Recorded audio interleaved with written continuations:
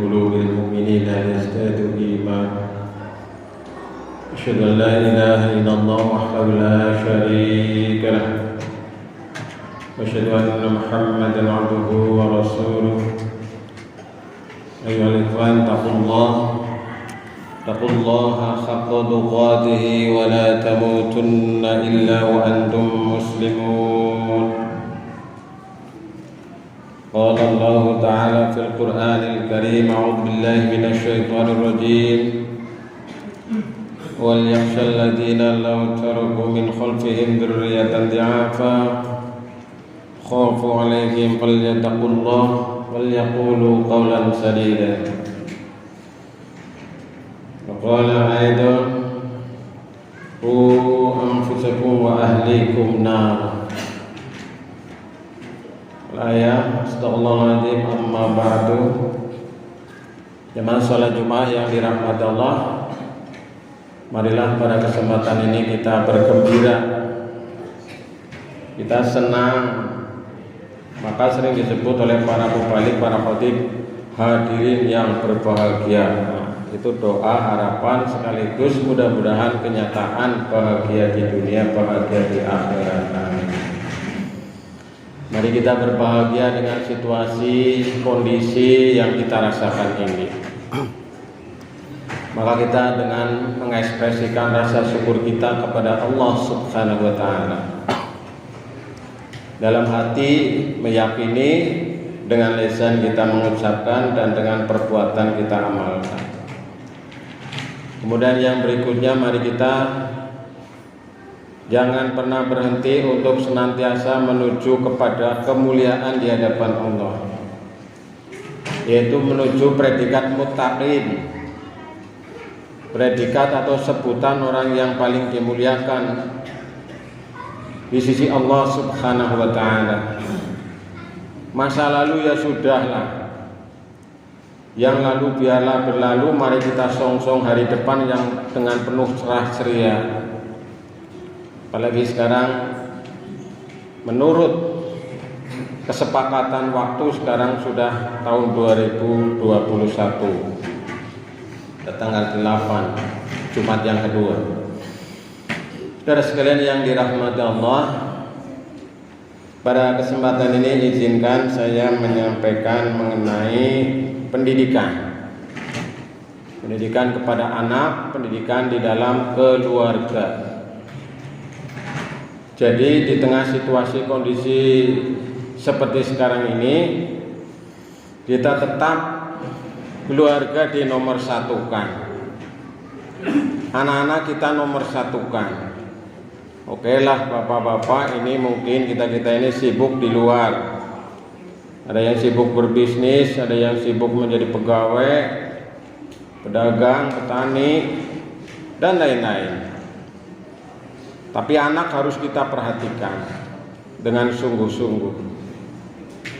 Khususnya adalah pendidikan anak-anak kita. Pastikan anak-anak kita ini memperoleh pendidikan yang baik, yang cukup menuju cita-cita yang mulia, yaitu menjadi anak yang soleh atau menjadi anak yang solihah. Yang sebenarnya kalau sebutan anak soleh itu bisa meliputi laki-laki dan perempuan, tapi kebanyakan dispesialisasikan soleh dan solihah. Nah ini harapan kita, cita-cita kita itu nggak usah muluk-muluk yang tinggi-tinggi, tapi yang pokok, yang utama nomor siji ini pun adalah anak soleh.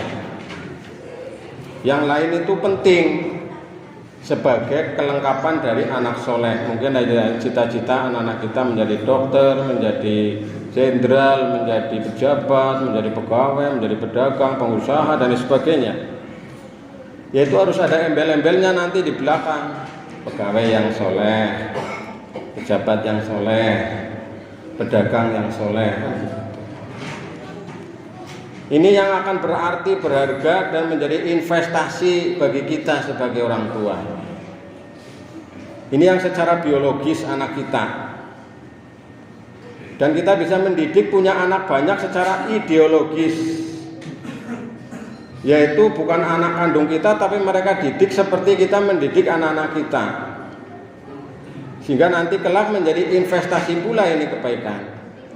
Syukur kalau kita punya anak yang secara biologis, banyak anak kita mendoakan nanti menjadi anak yang soleh, ditambah dengan anak yang secara ideologis, artinya karena didikan kita itu ini banyak, sehingga kita semakin banyak yang nanti mendoakan ketika kita sudah meninggal dunia. Sekarang angka kematian di Majenang ini luar biasa. Maka sekarang Majenang ini dalam tanda kutip ini cukup mencekam, karena sekarang angka penularan COVID-19 di Majenang pasca liburan kemarin rupanya ini banyak terjadi. Nah sekarang klaster yang sedang ada ini adalah Pontian dan Cigaru yang lagi ramai ini. Mudah-mudahan segera berakhir Bapak Ibu saudara sekalian, kita berdoa kepada Allah. Nah ini menjadi catatan penting bagi kita semuanya, anak-anak kita menjadi anak yang soleh dan solehah. Tadi saya menyebut firman Allah yang kita sudah hafal semuanya. Jagalah dirimu dan keluargamu dari siksa api neraka. Jadi tugas utama pokok kita ini sebagai anggota keluarga ini menjaga diri kita sendiri dulu, lalu anggota keluarga kita ya usaha sebisanya semaksimal mungkin yang bisa kita lakukan. Jaga nih, dipageri, dibentengi, jangan sampai tersentuh oleh api neraka. Maka kita harus berusaha berupaya. Insya Allah kalau kita berusaha sungguh-sungguh, kita dan keluarga kita terbebas terjauh dari siksa api neraka. Insya Allah, amin ya rabbal alamin. Nah, pendidikan apa yang perlu ditanamkan kepada anak-anak kita? Yang pertama adalah pendidikan akidah atau tarbiyah akidah, yaitu pendidikan keimanan, keyakinan bahwa Tuhan saya itu Allah, la ilaha illallah, tidak ada Tuhan selain Allah. Maka kita memperoleh pelajaran yang sangat berharga, bukan dari Nabi, bukan dari Habib, bukan dari Rasul, tapi seorang manusia biasa kayak kula panjenengan sami. Siapa namanya? Luqman Al-Hakim. Wa idh qala Luqman li ibnihi wa huwa ya'idukum ya bunayya la tusyrik billah inna syirka la dzulmun 'adzim. Pelajaran. Dan ingatlah ketika Luqman berkata kepada anaknya di waktu dia memberi nasihat. Jadi bapaknya ini memberi nasihat kepada anaknya. Nasihatnya apa? Hei anakku, jangan kamu mempersekutukan Allah. Sesungguhnya mempersekutukan Allah adalah benar-benar kezaliman yang besar. Surat Luqman ayat 13. Nah ini tamsil, ibrah, hikmah yang bisa kita peroleh dari seorang manusia biasa yang namanya Luqman, diabadikan dalam Quran. Nah, jadi ini perlu kita tanamkan kepada anak-anak kita keyakinan khususnya terhadap akidah yang biasanya kita paling mudah itu menyimpulkan pada rukun iman. Itulah keyakinan anak kita. Iman pada Allah, pada malaikat, pada kitab, pada Rasul, iman pada hari akhir, pada qada dan qadar. Itu harus ditanamkan betul kepada anak-anak kita, supaya nanti kuat menghadapi situasi kondisi seperti sekarang ini. Apalagi sekarang era medsos ya Bapak Ibu Saudara sekalian. Woi sekarang ya, kemarin menulis dalam status Facebook saya, sekarang kita memasuki alam baru, namanya alam maya, dunia medsos. Jadi seperti ada tapi tidak ada, seperti tidak ada tapi ada. Alam baru yang dulu pernah tidak kita bayangkan. Nah ini kita harus menanamkan akidah keyakinan sehingga tidak mudah terbawa oleh arus, punya pendirian, punya keyakinan, dan ini yang akan menyelamatkan anak-anak kita, generasi kita, sekaligus juga menyelamatkan. Ini yang pertama sebagai catatan bagi kita. Kemudian yang kedua adalah pendidikan ibadah, tarbiyah ibadah. Jadi kita tanamkan kepada anak-anak kita untuk rajin ibadah. Orang tuanya rajin ibadah, anaknya kudu lebih rajin. Jangan sampai wong tua yang ibadah rajin, anaknya orang ibadah. Na'udzubillah min dzalik. Ada itu Pak. Orang tuanya, bapaknya itu sebelum adzan sudah di masjid Pak. Tapi anaknya orang melu, anaknya tidak ikut. Nah ini kan berarti kita perlu mentransformasikan pendidikan ibadah kepada anak-anak kita. Makanya kepada bapak-bapak ini sering dijak anaknya untuk beribadah, diajak bukan disuruh. Suruh gue memerintah saking gampangnya, tapi ngajak. Ayo mari masjid, ayo mari musola, ayo ngaji, ayo sholat duha, ayo baca Quran dan sebagainya. Dijak Pak, jangan disuruh. Kalau disuruh itu nanti ketika ada bapaknya saja. Tapi kalau sering dijak, nanti walaupun bapaknya tidak di rumah, dia akan ke masjid sendiri. Tapi kalau disuruh lah bapak iki, kasih perintah gitu. Silahkan dipantau. Sekarang ada HP, anak sudah sholat duha belum begitu. Jangan tanyanya sudah dikasih uang atau belum itu. Anak-anak sekarang pintar nyari uang Pak. Kadang-kadang kita juga kalah, pintar game-gamean dan sebagainya. Maka ini kita perlu menanamkan supaya anak rajin ibadah Pak. Ya paling tidak ada kesan mendalam karena kita rajin mengajak, rajin nyontoni misalnya. Kalau bisa ya tapi ya kudu bisa gitu. Maka anak-anak kita ini, kata Nabi dalam sebuah hadis, perintahkan anak-anakmu untuk sholat saat usia 7 tahun dan pukullah mereka jika tidak mengerjakan sholat saat usia 10 tahun.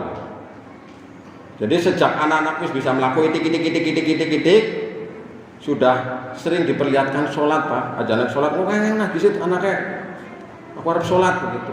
Enggak pernah lihat sholat Pak, padahal bapaknya tiap hari sholat. Diperlihatkan, dijak. Ya kadang-kadang ganggu Pak. Maka selama pandemi ini saya juga punya pengalaman pribadi yang belum pernah saya alami. Waktu sholat tarawih itu saya sering sholat sambil gendong anak kecil. Oh iya gini. Betapa repotnya susahnya jadi seorang ibu gendong. Kalau lagi berdiri ya, kemudian ruku ya kadang-kadang tulung-tulung begitu nggak apa-apa. Nah, saat sujud ditaruh nanti ambil lagi begitu. Nah ini kita pendidikan ibadah Pak, perlu kepada anak-anak kita, khususnya adalah sholat. Nah 7 tahun sudah bisa sholat, harus bisa sholat 7 tahun Pak, kudu bisa. Walaupun belum hafal semua doa-doanya, tapi harus bisa. Mungkin baru gerakannya udah mulai. 10 tahun belum sholat, silakan bapak-bapak orang tua punya kewenangan untuk memukul. Tapi memukul jangan yang membahayakan, memukul yang mendidik. Contohnya apa? Dipukul pakai uang. Nah, ya ngerekam sholat misalnya. Atau pakai apa sarana silakan yang mendidik, yang memotivasi anak. Karena anak tahunya kan materi Pak. Nah ini, kemudian yang berikutnya Bapak Ibu jemaah sekalian yang dirahmati Allah adalah pendidikan akhlak. Nah ini juga penting, semuanya penting Pak. Kita tanamkan akhlak kepada anak-anak kita, bagaimana agar memiliki akhlakul karimah, akhlak yang mulia. Di dunia ini tidak ada orang tua yang menginginkan anaknya memiliki akhlak yang rusak, itu enggak ada Pak. Malah kita kadang-kadang sebagai orang tua ya, senajan aku kayak gaya anakku kepengen jadi wong apik, pengen jadi anak yang soleh, mesti kayak gitu Pak. Tidak ada orang tua yang punya keinginan anaknya ya moga-moga anakku lebih bajuk timbang aku, itu enggak mungkin Pak. Lebih hebat boleh jadi pencoleng misalnya, enggak ada Pak. Nauzubillah min dzalik. Maka ini pendidikan akhlak harus ditanamkan dengan apa? Kebiasaan, dengan apa? Dengan contoh, dengan apa? Dengan nasihat. Tidak bisa seketika pendidikan akhlak itu nggak bisa, karena akhlak itu pembiasaan. Anak kepaduk yang diucapkan ya gue akhlak, kayak orang mungkin mikir gisit itu akhlak Pak. Jadi ketika kepaduk jebut begitu jatuh gludak itu yang diucapkan itu akhlak. Akhlak tidak mikir dulu Pak. Maka ini perlu pembiasaan. Maka dalam aspek akhlak ini yang menjadi misi utama kerasulan. Sesungguhnya aku diutus tidak lain tidak bukan adalah untuk menyempurnakan akhlak. Maka mari kita bangun akhlak dengan sebaik-baiknya, ya sebisanya. Nah ini Yang ketiga. Kemudian yang keempat adalah pendidikan di bidang fikriyah, tarbiyah fikriyah. Yaitu anak-anak kita ini memiliki pemikiran, bisa mikir secara islami, ya itu kan berat Pak. Jadi melihat, bisa memakai kacamata Islam untuk menilai sebuah peristiwa, untuk melihat dunia dengan kacamata Islam. Bukan hanya semata-mata kacamata milenial, kacamata anak muda, tapi kacamata Islam Pak. Maka ini perlu ada proses anak-anak kita supaya membaca, anak-anak kita supaya menambah ilmu sekolah, dan ini pentingnya sekolah bagi kita. Nah, ini kemudian yang kelima, ini yang terakhir adalah pendidikan skill, kemampuan. Dulu pernah saya sampaikan bahwa anak-anak kita itu pasti Pak, itu sudah pasti memiliki bakat yang dibawa sejak lahir, itu sudah ada. Maka ini pentingnya kita menanamkan skill, kemampuan kepada anak-anak kita. Untuk apa? Untuk menghadapi kehidupan ini seperti sekarang ini. Maka kalau anak-anak kita tidak memiliki skill, bingung Pak, lulus bingung ngarep ngendi gitu. Kalau memiliki skill ya, maka ini harus dilatih sejak kecil, sejak dini, sedini mungkin dilatih. Tidak bisa matematik, ngitung beangel, jangan dipaksa skill kematematikanya. Skill yang lain mungkin di bidang motorik dia cerdas sekali gerakannya. Oh berarti dia bakat di bidang kecerdasan motorik. Oh dia cerdas sekali, matematikanya bagus, IPA-nya bagus, fisika kimia bagus. Oh berarti dia bakat jadi dosen misalnya. Skill Pak. Maka ini pentingnya kita ini memiliki pendidikan yang cukup Pak. Ya kalau kita mungkin hanya SD ya, anaknya ya diusahakan memiliki pendidikan yang lebih. Jangan kita bayangkan kehidupan esok itu seperti kita zaman dulu. Lah kini bapak mien orang sekolah ya bisa urip. Tidak bisa begitu. Anak harus memiliki kemampuan yang lebih dibanding teman-temannya kalau bisa. Nah, ada anak sekarang itu yang memiliki kemampuan dia menjadi YouTuber misalnya. Itu kan bagus Pak kalau dibakat, dipupuk, bisa menghasilkan uang nanti. Dipupuk, dibakat, dimotivasi, cari pendamping YouTuber itu gampang. Dan saya sudah mengawali, sudah memulai, saya memotivasi kepada anak-anak muda, ayo yang punya kemampuan menjadi YouTuber. Ya sekarang kan kita banyak peluang ke arah situ, bisnis online dan lain sebagainya. Nah ini skill Pak. Nah kalau sudah memiliki skill, maka insya Allah yang akan bisa menghadapi situasi sebagaimana bekal-bekal di atas yang tadi saya sampaikan, ini sebagai kelengkapan kesempurnaan. Inilah jamaah sekalian yang dirahmati Allah, sedikit renungan bagi kita, mudah-mudahan bisa memberikan spirit bagi kita, inspirasi bagi kita, memotivasi bagi kita, khususnya bagi saya sendiri Pak, juga kepada jamaah sekalian. Semoga Allah Subhanahu wa taala memudahkan langkah kita, mendidik anak-anak kita menjadi anak yang solih dan solihah. Amin ya rabbal. Barakallahu li wa lakum fil Qur'anil azim wa nafa'ani wa iyyakum bima fi minal ayati wa dzikril hakim. Aqulu qawli hadza astaghfirullahal azim innahu huwal ghafurur rahim.